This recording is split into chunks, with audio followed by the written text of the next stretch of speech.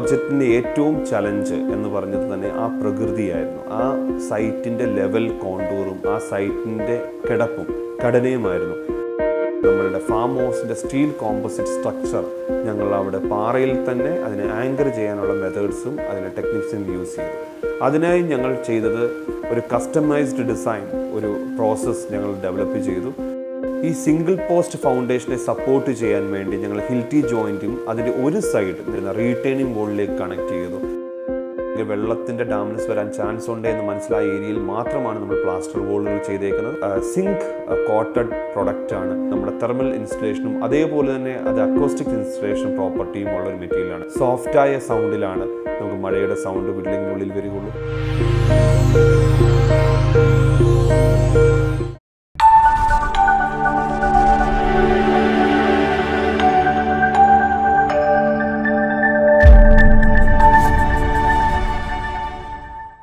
Hello everyone, welcome to unlimited tiles.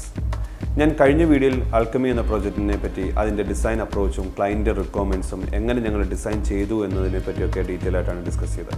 ഈ വീഡിയോയിൽ ഞാൻ ചെയ്യാൻ പോകുന്നത് അതിൻ്റെ കൺസ്ട്രക്ഷൻ സ്റ്റേജും അതിൻ്റെ കൺസ്ട്രക്ഷൻ ചലഞ്ചസും ഞങ്ങൾ ഫേസ് ചെയ്തിട്ടുള്ള ഇഷ്യൂസും ഞങ്ങൾ യൂസ് ചെയ്തിട്ടുള്ള ടെക്നോളജീസിനെ പറ്റിയാണ് ഡീറ്റെയിൽ ആയിട്ട് ഡിസ്കസ് ചെയ്യാൻ പോകുന്നത്. അതിനു മുന്നേ നിങ്ങൾ മറക്കാതെ അൺലിമിറ്റഡ് ടൈൽസിൻ്റെ ഈ ചാനൽ സബ്സ്ക്രൈബ് ചെയ്യണം. അതേപോലെ ഇതിൻ്റെ ഫേസ്ബുക്ക്, ഇൻസ്റ്റഗ്രാം പേജ് ഫോളോ ചെയ്യണം. ഈ വീഡിയോയിൽ നമ്മൾ ഈ പ്രോജക്റ്റിൻ്റെ കൺസ്ട്രക്ഷൻ സ്റ്റേജും കൺസ്ട്രക്ഷൻ ടെക്നിക്സും യൂസ് ചെയ്തതിനെ പറ്റിയാണ് കൂടുതൽ ഡീറ്റെയിൽ ആയിട്ട് പറയാൻ പോകുന്നത്. അതിനു മുന്നേ ഞാൻ ഈ പ്രോജക്റ്റിൻ്റെ ഒരു ചെറിയൊരു ഡിസ്ക്രിപ്ഷൻ ഞാൻ വീണ്ടും ഒന്നുകൂടെ കഴിഞ്ഞ വീഡിയോ കാണാത്തവർക്ക് അല്ലെങ്കിൽ കുറച്ചുകൂടെ ഡീറ്റെയിൽ ആയിട്ട് ഞാനിത് പറയുകയാണ്. 70 സെൻറ്റ് സ്ഥലത്ത് കോണ്ടൂറായി കിടക്കുന്ന ഒരു സൈറ്റിലാണ് നമ്മൾ ആൽക്കമി എന്ന പ്രോജക്റ്റ് ഡിസൈൻ ചെയ്തേക്കുന്നത്. അതിന് ലീനിയറായി കിടക്കുന്ന പ്ലാനിലേക്ക് കിടക്കുകയാണെങ്കിൽ ലീനിയറായി കിടക്കുന്ന ഒരു സൈറ്റാണ്. അതിന് നടുക്കിലൂടെ ഒരു നല്ലൊരു സ്ട്രീമും അതേപോലെ തന്നെ 4 സൈഡും നല്ല വ്യൂ പോയിൻറ്റ് പ്രകൃതിയിൽ അലിഞ്ഞ് കിടക്കുന്ന ഒരു സൈറ്റുമാണ് ആൽക്കമി എന്ന പ്രോജക്റ്റിന് വേണ്ടി ഞങ്ങൾ ചൂസ് ചെയ്തിരുന്ന സൈറ്റ്. ഇതിൻ്റെ പ്ലാൻ ഞാൻ ഒന്നുകൂടെ ഡീറ്റെയിൽ ആയിട്ട് കാണിക്കുകയാണ്. അപ്പം വളരെ കോണ്ടൂർ സൈറ്റിൽ പല ലെവൽ ഡിഫറൻസിൽ കിടക്കുന്ന ഒരു സൈറ്റായിരുന്നു. അപ്പം അതിനകത്ത് നമ്മൾ ബിൽഡിംഗ് പ്ലേസ് ചെയ്തിരിക്കുന്നത് ഗേറ്റിൽ നിന്നും കയറി വന്നു കഴിഞ്ഞാൽ ലെഫ്റ്റ് സൈഡിലായിട്ട് നമ്മുടെ സ്റ്റാഫ് അക്കോമഡേഷനും അതേപോലെ മെയിൻ ബിൽഡിംഗ് ഇതിൻ്റെ സൈറ്റിൻ്റെ കൃത്യം സെൻറ്ററിൽ തന്നെ നമ്മൾ പ്ലേസ് ചെയ്തിരുന്നു. നാച്ചുറലായി ഒഴുകുന്നൊരു സ്ട്രീം ഈ പ്രോജക്റ്റിൻ്റെ ഏറ്റവും ഹൈലൈറ്റ് ആണ്. അതിൽ നാച്ചുറലായിട്ട് നമുക്കൊരു പൂളും നല്ലൊരു പൂളും കിട്ടിയിട്ടുണ്ട്. അതേപോലെ തന്നെ നമ്മളൊരു ഡിസൈൻ ചെയ്തിരിക്കുന്ന പ്ലാറ്റ്ഫോം ഫോർ ഗ്യാതറിംഗ് സ്പേസിന് വേണ്ടി ഡിസൈൻ ചെയ്തിരിക്കുന്ന ഗ്യാതറിംഗ് പ്ലാറ്റ്ഫോം ഈ ഡിസൈൻ്റെ ഭാഗമായി ഡിസൈൻ ചെയ്തിരുന്നു. ഇനി ഞാൻ ഈ പ്രോജക്റ്റിൻ്റെ കൺസ്ട്രക്ഷൻ ആക്ടിവിറ്റീസിനെ പറ്റി ഞാൻ നിങ്ങൾക്ക് ഡീറ്റെയിൽ ആയി ഒന്ന് എക്സ്പ്ലെയിൻ ചെയ്യാൻ ശ്രമിക്കുക. ഈ പ്രോജക്റ്റിൻ്റെ ഏറ്റവും ചലഞ്ച് എന്ന് പറഞ്ഞത് തന്നെ ആ പ്രകൃതിയായിരുന്നു. ആ സൈറ്റിൻ്റെ ലെവൽ കോണ്ടൂറും ആ സൈറ്റിൻ്റെ കിടപ്പും ഘടനയുമായിരുന്നു. പുതിയ മോഡേണൈസ്ഡ് ആയിട്ടുള്ള എക്യുപ്മെൻറ്റ്സോ JCB ഒന്നും ഉപയോഗിക്കാതെ തന്നെ എങ്ങനെ ഈ പ്രോജക്റ്റിനെ നമുക്ക് എക്സിക്യൂട്ട് ചെയ്യാം എന്നുള്ളതായിരുന്നു ഞങ്ങളുടെ ഏറ്റവും വലിയ ലിമിറ്റേഷൻ.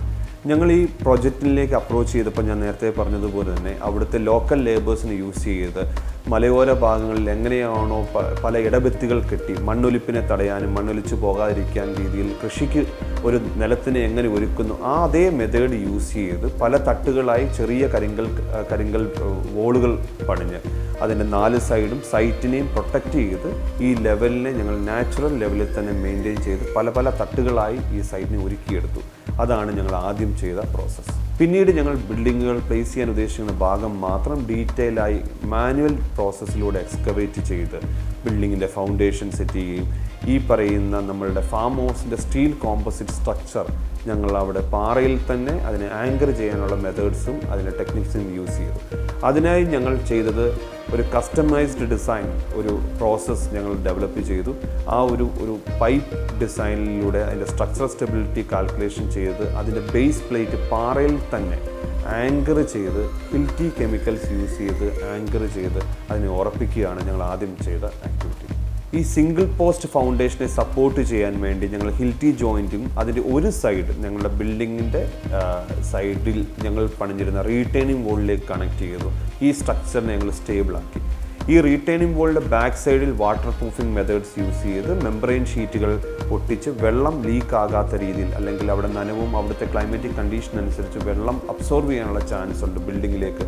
അത് ഡാംനെസ് വരാനും ഫ്യൂച്ചറിൽ ഡാംനെസ് ഉണ്ടാകാനുമുള്ള ചാൻസ് ഉള്ളതുകൊണ്ട് തന്നെ വാട്ടർ പ്രൂഫിംഗ് മെത്തേഡ്സ് യൂസ് ചെയ്ത് ഞങ്ങൾ ബാക്ക് ഫില്ല് ചെയ്ത് ആ ലാൻഡിനെ ഞങ്ങൾ ആദ്യം ക്ലിയറായി സൈറ്റിനെ ഒരുക്കിയതുപോലെ തന്നെ ഫൗണ്ടേഷൻ ചെയ്ത് മണ്ണിട്ട് മൂടി. മെയിനായിട്ട് ഞങ്ങൾ ഫോക്കസ് ചെയ്തത് ഈ ബിൽഡിംഗ് കൺസ്ട്രക്റ്റ് ചെയ്യുമ്പോൾ ഇതിന് ഈ പ്രകൃതിയോട് ചേർന്ന് നിൽക്കുന്ന രീതിയിൽ ഏതൊക്കെ മെറ്റീരിയൽസ് യൂസ് ചെയ്യാം എന്നുള്ളതായിരുന്നു ഞങ്ങളുടെ ഏറ്റവും വലിയ ശ്രദ്ധ. സ്റ്റീൽ ഞങ്ങൾ യൂസ് ചെയ്തിട്ടുണ്ട്, അത് കൂടാതെ ഞങ്ങൾ തടി യൂസ് ചെയ്തിട്ടുണ്ട്. തടി എന്ന് പറഞ്ഞാൽ ആ നാട്ടിൽ അവൈലബിൾ ആയിട്ടുള്ള കാട്ടുവേങ്ങ, അതേപോലെ തന്നെ വേമ്പ്, അതേപോലെ തന്നെ അരുളിമരം, ഈ തടികൾ ഹാർഡ് വുഡായിട്ട് യൂസ് ചെയ്യുന്നതും പഴയ കാലങ്ങളിൽ തന്നെ വീട് കൺസ്ട്രക്ഷന് വേണ്ടി മലയോര ഭാഗങ്ങളിൽ യൂസ് ചെയ്തിട്ടുള്ള തടികൾ തന്നെ ഞങ്ങൾ ഇതിനു വേണ്ടി സെലക്ട് ചെയ്തു. അതിനെ പ്രോപ്പർ ട്രീറ്റ്മെൻറ്റുകൾ കൊടുത്ത് കെമിക്കൽ ട്രീറ്റ്മെൻറ്റും ആൻറ്റി ടെർമിനേറ്റ് ട്രീറ്റ്മെൻറ്റുകളും പ്രോസസ്സും ചെയ്തതിന് ശേഷം കാർപ്പൻറ്റേഴ്സിന് യൂസ് ചെയ്ത് സൈസ് ചെയ്തു. അതിന് നമുക്ക് ബിൽഡിങ്ങിന് ആവശ്യമായ രീതിയിൽ പ്രീ ഫാബ്രിക്കേറ്റഡ് ചെയ്യാവുന്ന രീതിയിൽ തന്നെ ഞങ്ങൾ മോഡുലാർ കൺസ്ട്രക്ഷനാണ് യൂസ് ചെയ്തിരുന്നത്. ഞങ്ങൾ ഈ പ്രോജക്റ്റ് സ്റ്റാർട്ട് ചെയ്തപ്പോൾ തന്നെ നമ്മൾ മെയിൻലി നടത്തിയത് ഒരു വർക്ക്ഷോപ്പാണ്. അതായത് ഈ വർക്ക് ചെയ്യാൻ വേണ്ടി ഞങ്ങൾ ഉദ്ദേശിക്കുന്ന ലേബേഴ്സിനെയും അല്ലെങ്കിൽ അവിടുന്ന് ഞങ്ങൾ സോഴ്സ് ചെയ്ത ലേബേഴ്സിനെയും ഞങ്ങൾ ഇതെന്താണ് നമ്മൾ ചെയ്യാൻ ഉദ്ദേശിക്കുന്നത്, ഈ പ്രോജക്റ്റ് എങ്ങനെയാണ് നമ്മൾ എക്സിക്യൂട്ട് ചെയ്യാൻ പോകുന്നത് എന്നൊരു ക്ലാരിറ്റി അവർക്കൊരു പ്രസൻറ്റേഷൻ രൂപത്തിൽ ഞങ്ങൾ വരുത്തി. ഇപ്പം കുട്ടിക്കാനം പോലെ അല്ലെങ്കിൽ ഇടുക്കി പോലത്തെ ഒരു സ്ഥലത്ത് ഒരു ആർക്കിടെക്ചർ ഓഫീസ് നമ്മൾ എറണാകുളത്ത് നിന്ന് ഈ പ്രോജക്റ്റിനെ മാനേജ് ചെയ്യുമ്പോൾ അവിടെ നമുക്ക് വരുന്ന വല്ലാത്തൊരു ചലഞ്ച് എന്ന് പറഞ്ഞാൽ കമ്മ്യൂണിക്കേഷൻ ഗ്യാപ്പാണ്. അല്ലെങ്കിൽ നമ്മളെന്താണോ ആഗ്രഹിക്കുന്ന അതേ കാര്യം അവർക്ക് സൈറ്റിൽ എക്സിക്യൂട്ട് ചെയ്യാൻ അവർ ഫേസ് ചെയ്യുന്ന ഇഷ്യൂസ് അത് എത്രത്തോളം മിനിമൈസ് ചെയ്യാം എന്ന മെത്തേഡിൽ ഞങ്ങൾ ഇതിനെ പ്രൊജക്റ്റ് എന്താണെന്ന് അവർക്ക് കൃത്യമായ ധാരണയിലെത്തിക്കാൻ ഞങ്ങൾ സാധിച്ചു. ഈ പ്രോജക്റ്റിന് വേണ്ടി ഞങ്ങൾ ഏറ്റവും കൂടുതൽ ഉപയോഗിച്ചിരിക്കുന്നത് നാച്ചുറൽ സ്റ്റോണാണ്. ആ പ്രോപ്പർട്ടിയിൽ തന്നെ ഞങ്ങൾ ക്ലീൻ ചെയ്തപ്പോൾ അല്ലെങ്കിൽ ഞങ്ങൾ ആ മണ്ണ് ലെവൽ ചെയ്തപ്പോൾ നമുക്ക് അവൈലബിളായി കിട്ടിയിരിക്കുന്ന അതേ സ്റ്റോൺസ് ഞങ്ങൾ റീറ്റെയിനിങ് വോളിന് വേണ്ടി യൂസ് ചെയ്തു. അതിന് ചുറ്റുമുള്ള മതിലുകൾ പണിയാൻ യൂസ് ചെയ്തു. ഈ ബിൽഡിംഗ് പണിയാനും അതേ മെറ്റീരിയൽ തന്നെ യൂസ് ചെയ്തു. ഞങ്ങൾ വെളിയിൽ നിന്നും കൊണ്ടുവന്നൊരു സ്റ്റോൺ എന്ന് പറയുന്നത് ഒറ്റക്കല്ലിൽ തീർത്ത, തമിഴ്നാട്ടിൽ നിന്ന് ഞങ്ങൾ ഇറക്കി ഒറ്റക്കല്ലിൽ തീർത്ത ലിൻഡലിന് വേണ്ടി ഉപയോഗിച്ച ഒരു സ്റ്റോൺ, വലിയൊരു സ്റ്റോണാണ്.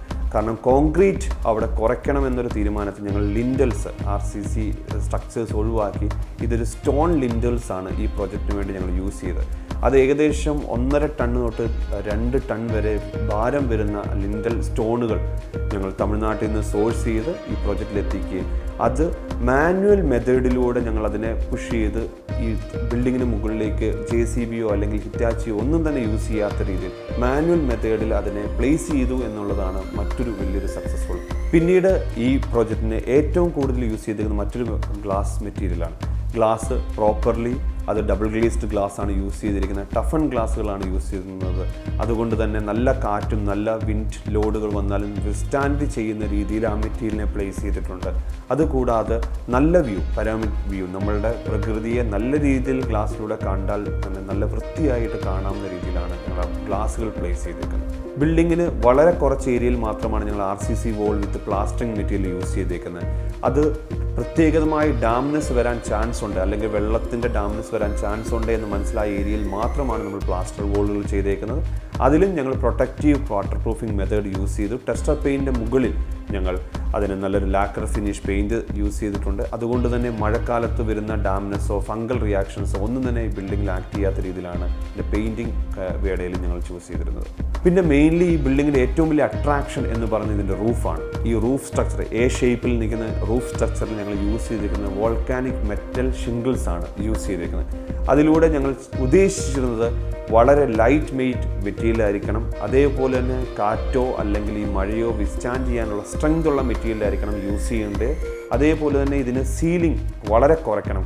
സീലിങ്ങിന് വേണ്ടി അഡീഷണൽ കോസ്റ്റ് വേണ്ട എന്നൊരു തീരുമാനത്തിലും ഞങ്ങൾ ഈ മെറ്റീരിയൽ ചൂസ് ചെയ്തു. അത് സിങ്ക് കോട്ടഡ് പ്രൊഡക്റ്റാണ്.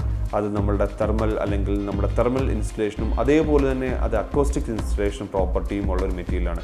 നല്ല മഴ പെയ്താൽ പോലും വീടിനുള്ളിൽ സൗണ്ട് വളരെ സോഫ്റ്റായ സൗണ്ടിലാണ് നമുക്ക് മഴയുടെ സൗണ്ട് ബിൽഡിങ്ങിനുള്ളിൽ വരികയുള്ളൂ. അതേപോലെ തന്നെ ഇന്നത്തെ കാലത്തെ തണുപ്പും ചൂടും ഈ രണ്ട് ആക്ടിവിറ്റീസിനെയും ഇതിന് തെർമൽ ഇൻസ്റ്റലേഷൻ പ്രോപ്പർട്ടീസ് ഉണ്ട്. ഇതേപോലെ തന്നെ ഇതിന് ആൻറ്റി കൊറോഷൻ പ്രൊഡക്റ്റുമാണ് ഈ ബിൽഡിങ്ങിലൂടെ ഞങ്ങൾ യൂസ് ചെയ്യുന്ന മെറ്റീരിയൽസ്. നമ്മളുടെ സ്റ്റാഫിന് വേണ്ടിയും ഗസ്റ്റിന് വേണ്ടിയും നമ്മൾ പണിഞ്ഞിരിക്കുന്ന സ്റ്റോൺ ഹൗസിൻ്റെ ബിൽഡിംഗ് മെറ്റീരിയൽസ് യൂസ് ചെയ്തേക്കുന്നതാണെങ്കിൽ മെയിൻലി പാറ അല്ലെങ്കിൽ അവിടെ കിട്ടിയിരിക്കുന്ന ലോക്കൽ സ്റ്റോൺസ് യൂസ് ചെയ്തിട്ടാണ്. അതിന് മുകളിൽ നമ്മൾ യൂസ് ചെയ്തിരിക്കുന്ന നോർമൽ ടെറാക്കോട്ട ഓടാണ് പതിപ്പിച്ചിരിക്കുന്നത്. അത് ആ ഒരു എർത്തി ഫീൽ അല്ലെങ്കിൽ നാച്ചുറൽ ഫീൽ കൊണ്ടുവരാൻ വേണ്ടി മാത്രമാണ് ആ ഒരു പ്രൊഡക്റ്റ് ഞങ്ങളവിടെ അതിനുവേണ്ടി യൂസ് ചെയ്തേക്കുന്നത്. ഈ പ്രോജക്റ്റിന് ഞങ്ങൾ ഡിസൈൻ ചെയ്തപ്പോൾ തന്നെ ക്ലയൻറ്റിൻ്റെ ഏറ്റവും വലിയ റിക്വയർമെൻറ്റ്സ് ആയിരുന്നു ഈ പ്രോജക്റ്റിനകത്തൊരു ഹൈലൈറ്റിങ്, ഒരു യൂണീക്ക് പീസ് വേണം. അതിനായി ഞങ്ങൾ ഡിസൈൻ ചെയ്തൊരു ലൈറ്റ് ഹൗസാണ്. ഈ ലൈറ്റ് ഹൗസ് ഞങ്ങൾ ഡിസൈൻ ചെയ്തപ്പോൾ പല ആൾക്കാരും എന്നോട് ചോദിക്കുന്നുണ്ട്, എന്തുകൊണ്ട് ഈ മലയുടെ മുകളിൽ ഒരു ലൈറ്റ് ഹൗസ് എന്നൊരു കോൺസെപ്റ്റ്. അതിന് കാരണമുണ്ട്. കാരണം ഈ പ്രോജക്റ്റ് ചെയ്തിരിക്കുന്ന ക്ലയൻറ്റ് അല്ലെങ്കിൽ സാബു അങ്കിൾ എന്ന് പറയുന്ന വ്യക്തി ഒരു ഫിഷറി ഇൻഡസ്ട്രിയിൽ ആക്റ്റീവായിട്ട് വർക്ക് ചെയ്യുന്നതും അല്ലെങ്കിൽ കടലിനെ കൂടുതലായി സ്നേഹിക്കുന്നതും കടലുമായിട്ട് ബന്ധമുള്ളതുമായ വ്യക്തിയാണ്. അപ്പം ആ ഒരു റിപ്ലിക്കേഷൻ ആൾക്ക് ഈ പ്രോജക്റ്റിൻ്റെ ഭാഗമാക്കണമെന്നൊരു ആഗ്രഹം ഞങ്ങളോട് ഷെയർ ചെയ്യും. അതിനെ എത്രത്തോളം നമുക്കതിനെ ഈ പ്രോജക്റ്റിൻ്റെ ഭാഗമാക്കാമെന്ന രീതിയിലേക്കാണ് ഞങ്ങൾ ലൈറ്റ് ഹൗസ് ഡിസൈൻ ചെയ്തിരുന്നത്. ഈ ലൈറ്റ് ഹൗസിന് എല്ലാ ആധുനിക പ്ലാനിങ്ങിലോടുകൂടെയും റൊട്ടേറ്റിംഗ് ലൈറ്റ് സിസ്റ്റം പ്ലാൻ ചെയ്തിട്ടുണ്ട്. അതിന് മുകളിലേക്ക് എത്താൻ ഇൻസൈഡിലൂടെ ലാഡർ ഫെസിലിറ്റി കൊടുത്തിട്ടുണ്ട്. നമുക്കിതൊരു വാച്ചിങ് ടവറായിട്ടും ഇതിനെ കൺവേർട്ട് ചെയ്തിട്ടുണ്ട്. അപ്പം ദാറ്റ് മീൻസ് ഈ ഒരു വാച്ചിങ് ടവറിന് മുകളിലെത്തിയാൽ ഈ പ്രോപ്പർട്ടിയുടെ മൊത്തമുള്ളൊരു വ്യൂ നമുക്ക് കിട്ടുകയും ചെയ്യുന്നുണ്ട്. ഈ പ്രോജക്റ്റിനെ ഏറ്റവും കൂടുതൽ ഭംഗി വരുത്തുന്നത് അല്ലെങ്കിൽ ഇതിനെ ഏറ്റവും കൂടുതൽ നമ്മുടെ മനസ്സിനുള്ളിലേക്ക് ഫീൽ കൊണ്ടുവരുന്നത് ഇതിൻ്റെ ലാൻഡ്സ്കേപ്പാണ്. ഇവിടെ നാച്ചുറൽ എങ്ങനെയാണോ കൃഷി ചെയ്യുന്നത്, എങ്ങനെയാണോ ഇവിടെ നിലമൊരുക്കുന്നത്, ആ മെത്തേഡാണ് ഞങ്ങൾ ഇതിന് നാച്ചുറൽ ലാൻഡ്സ്കേപ്പ് അഡാപ്റ്റ് ചെയ്തിരിക്കുന്നത്. ഹൈ റേഞ്ച് ഏരിയയിൽ അല്ലെങ്കിൽ നമ്മുടെ നാട്ടിലോ ഈ വെള്ളച്ചാലുകളുടെയൊക്കെ അടുത്ത് വളർന്നു വരുന്ന നാച്ചുറൽ രീതിയിൽ തന്നെ വളർന്നു വരുന്ന ചെടികളെ തന്നെയാണ് ഈ ലാൻഡ്സ്കേപ്പിന് വേണ്ടി ഞങ്ങൾ യൂസ് ചെയ്തിരിക്കുന്നത്. അതുകൂടാണ്ട് ബഫലോ ഗ്രാസ് ആണ് മെയിൻലി യൂസ് ചെയ്തിരിക്കുന്നത്. അത് വളരെ ലോ മെയിൻ്റെനൻസ് ആണ്. ഇതൊക്കെ ഒരു മെർജിങ് ആയി വന്നപ്പോഴാണ് ഈ പ്രോജക്റ്റിന് ഏറ്റവും ഭംഗി കിട്ടിയതായി ഞങ്ങൾക്ക് മനസ്സിലാക്കുന്നത്. ഈ ബിൽഡിങ്ങിൻ്റെ സൈഡിലൂടെ ഒഴുകുന്ന ഈ വെള്ളച്ചാല് അതിനെ എങ്ങനെ ഡിസ്റ്റർബ് ചെയ്യാത്ത രീതിയിൽ ആ വെള്ളത്തിൻ്റെ ലെവൽ കൺട്രോൾ ചെയ്യുന്ന രീതിയിൽ ഞങ്ങൾ മുകളിലൊരു ചെക്ക് ഡാം ക്രിയേറ്റ് ചെയ്തു. ആ ചെക്ക് ഡാമിലൂടെ കൺട്രോൾ ചെയ്തിട്ടാണ് വെള്ളം താഴേക്ക് വരുന്നത്. അല്ലെങ്കിൽ മഴക്കാലത്ത് ഇതിലൂടെ വെള്ളത്തിൻ്റെ ഫ്ലോ വളരെ കൂടുതലാണ്. ആ സമയത്ത് അത് ഓവർഫ്ലോ ചെയ്ത് നമ്മുടെ പ്രോപ്പർട്ടിയിൽ പല സ്ഥലങ്ങളിലേക്ക് സ്പിൽ ഔട്ട് ആകാത്ത രീതിയിൽ ഞങ്ങളൊരു മെക്കാനിക്കൽ കൺട്രോൾ സിസ്റ്റം തന്നെ ഈ പ്രോജക്റ്റിന് മുന്നേ ഞങ്ങൾ ഡിസൈൻ ചെയ്തിട്ടുണ്ട്. അതുകൂടാണ്ട് അതിൽ നിന്നും വരുന്ന വെള്ളത്തിനെ കൺട്രോൾ വളരെ സ്ലോ ഡൗൺ ചെയ്ത് ഈ വാട്ടർഫോൾസ് നാച്ചുറലി തന്നെ ആ വാട്ടർഫോൾസിനെ നമ്മൾ യൂട്ടിലൈസ് ചെയ്തു. ഒട്ടും അതിൻ്റെ ബാങ്കുകളെ ടച്ച് ചെയ്യാത്ത രീതിയിൽ ബിൽഡിങ്ങിനെ പ്ലേസ് ചെയ്തു. അത് വന്ന് വീഴുന്ന സ്പോട്ടിൽ നല്ലൊരു നാച്ചുറൽ സ്വിമ്മിംഗ് പൂൾ നമുക്ക് കിട്ടി. ആ സ്വിമ്മിംഗ് പൂളിനെ പ്രൊട്ടക്റ്റ് ചെയ്ത് അതിൻ്റെ സൈഡ് ബൗണ്ടറീസ് പ്രൊട്ടക്റ്റ് ചെയ്ത് ഞങ്ങൾ ലാൻഡ്സ്കേപ്പ് ചെയ്തു. മാക്സിമം വെള്ളം റീചാർജ് ചെയ്യുന്ന രീതിയിൽ പല സ്ഥലങ്ങളിലായിട്ട് ഞങ്ങൾ റീചാർജിങ് പിറ്റുകൾ ഡിസൈൻ ചെയ്തു. അങ്ങനെ ഒരു മൊത്തത്തിലൊരു ഇറിഗേഷൻ സിസ്റ്റം തന്നെ ഈ സെൻട്രൽ കോർ ലാൻഡ്സ്കേപ്പിലൂടെ വരുന്ന വെള്ളത്തിനെ കണക്ട് ചെയ്ത് ഞങ്ങൾ ചെയ്തു. ഈ പ്രോജക്റ്റിന് നമ്മൾ യൂട്ടിലൈസ് ചെയ്ത ടൈം അത് ഞങ്ങൾ ഇനീഷ്യലി പ്ലാൻ ചെയ്ത് ഏകദേശം 1 വർഷം കൊണ്ട് ഈ പ്രോജക്റ്റ് തീർക്കണമെന്നായിരുന്നു.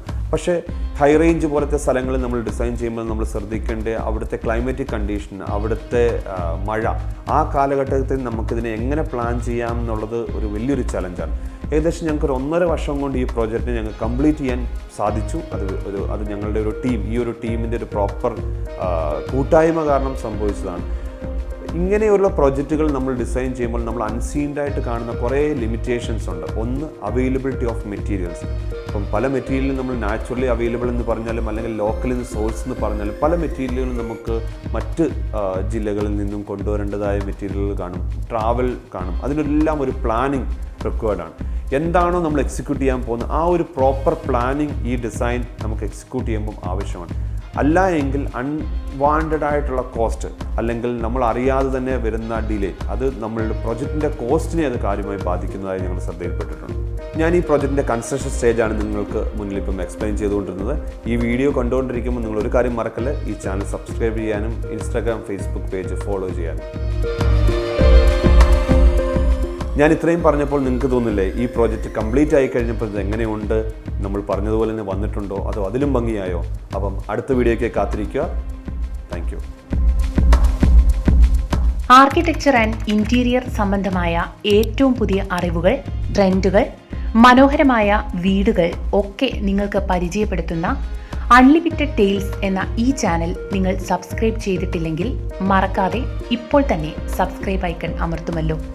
ഒപ്പം പുതിയ വീഡിയോകളെക്കുറിച്ച് നിങ്ങൾക്ക് അറിയിപ്പ് ലഭിക്കാനായി നോട്ടിഫിക്കേഷൻ ഐക്കണായ ബെല്ലും അമർത്തണേ. കൂടാതെ അൺലിമിറ്റഡ് ടെയിൽസിൻ്റെ ഫേസ്ബുക്ക്, ഇൻസ്റ്റഗ്രാം പേജുകൾ ലൈക്ക്, ഫോളോ ചെയ്യുന്നതും നിങ്ങൾക്ക് ഏറെ ഉപകാരപ്രദമാകും.